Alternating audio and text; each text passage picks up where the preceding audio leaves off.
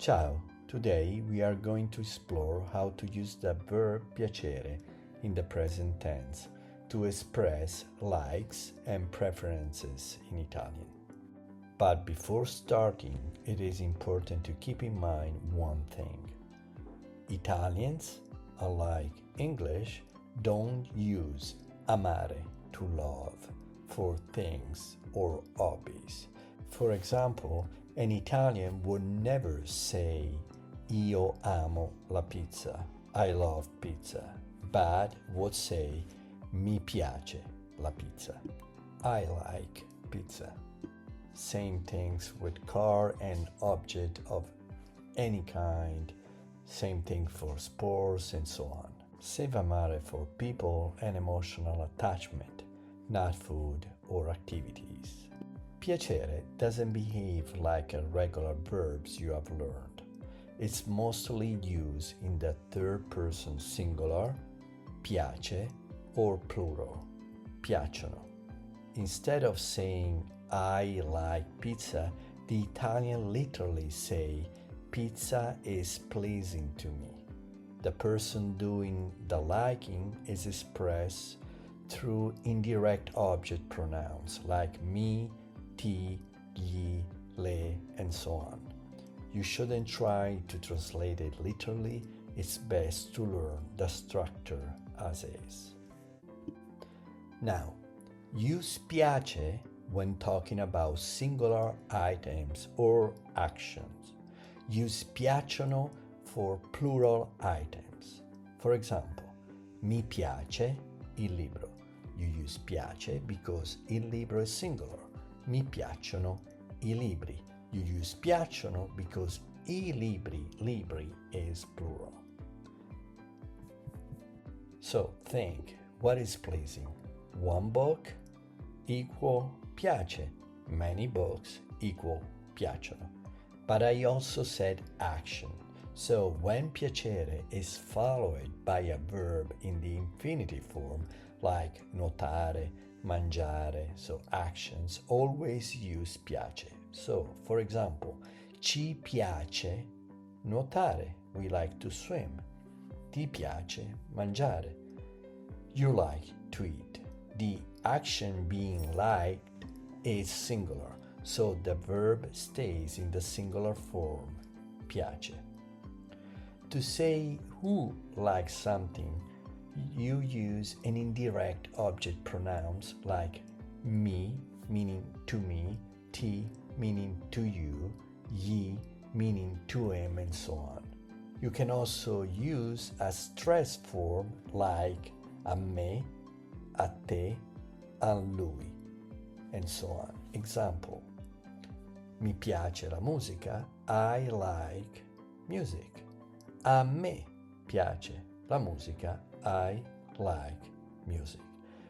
These two forms are perfectly equivalent, but Italians usually prefer the short one, so me instead of a me.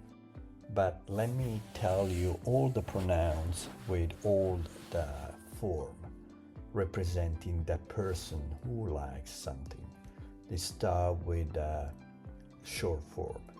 Mi, ti, gli, le, and also le for the formal lei, ci, vi, and gli. Now, let's see the other form with a in front. A me, equivalent of me, a te, equivalent of ti, a lui, equivalent of gli, a lei, equivalent of le. Use for she and for you formal, the lei, Italian lei. Then, a noi, equivalent to ci, a voi, equivalent to vi, and a loro, equivalent to gli. When you're saying that a specific person likes something, you put a before their name. For example, a Marco piace la pizza. Marco likes pizza. So remember, a Marco, a Giovanni, a Maria, and so on. For nouns like professions or nationalities, use the correct articulate preposition like al, alla, agli, and so on. You already study those articulated prepositions. So, for example, the professor likes American movies. The professor is the person who likes something, but in this case, we are not giving the name of the professor, but we just use the noun of the profession. So it would be not simply a, but a plus the article il professore. So al professore piacciono I film americani. Italians like coffee, so it will be a plus gli, since you have to use italiani, gli italiani. So a plus gli, the result is agli. So agli italiani piace il caffè. These forms, remember, combine a with the appropriate definite article. So al is the result of a plus i, il, alla is the result of a plus la, agli is the result of a plus gli, and so on. To make a sentence negative, just add non before the pronoun or before piace and piacciono. For example, non mi piace la pizza. I don't like pizza. A noi non piace viaggiare. We don't like to travel. A Francesco non piacciono gli spaghetti. Francesco doesn't like spaghetti. So you see, you use non in front of mi, ti, ci, vi, and so on, but you have to use non in front of piace and piacciono if you use the other pronouns with the preposition a noi, a voi, and if you use a noun, a Francesco. So non mi piace la pizza, for example, but it would be a me non piace la pizza. To ask a question, raise your voice at the end of the sentence and add a question mark if you have to write. For example, ti piace studiare italiano? This is a question. Do you like studying Italian? Because if you say the same thing with a different tone, for example, ti piace studiare italiano, means you like studying Italian. So as you can see in this case, it's just the tone and the question mark.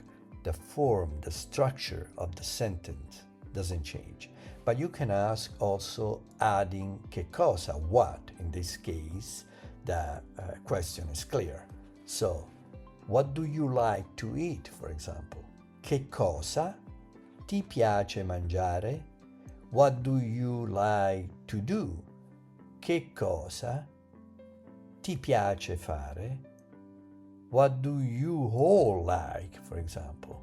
Che cosa vi piace? And so on. Here's a quick recap of the key uses of piacere.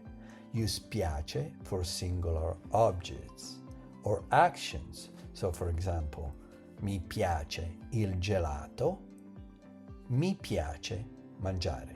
Actions are expressed by the infinitive verb in Italian. So, mi piace mangiare, mi piace cantare, and so on.